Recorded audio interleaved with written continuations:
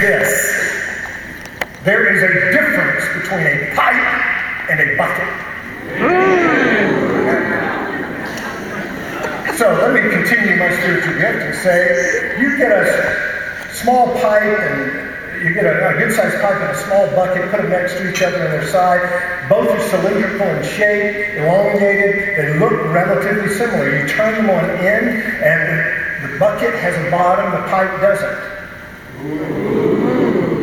What goes into a bucket stays in the bucket. What goes into a pipe flows through that pipe elsewhere.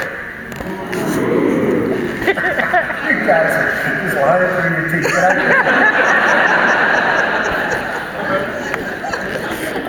Plumbing theology is throughout Scripture.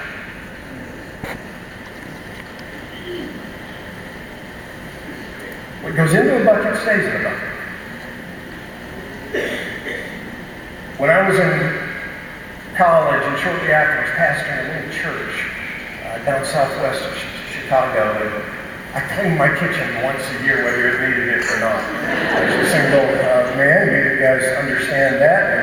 And I went to do my annual cleaning, and I grabbed the year before I put my sponge on a little bucket, a little margarine thing. But I hadn't squeezed it out.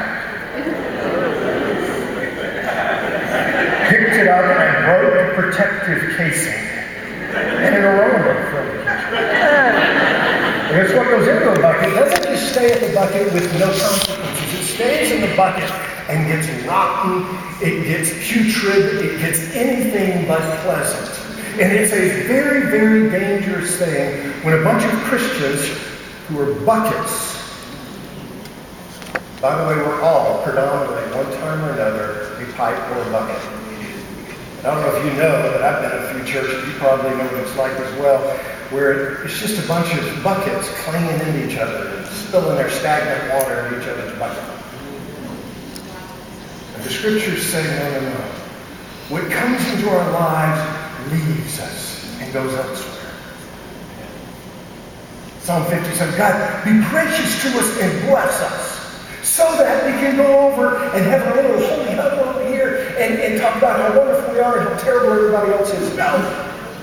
God, be gracious to us and bless us so that your name may be known among all the earth and your salvation to all peoples.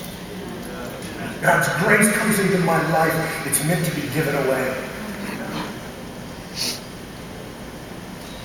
Ephesians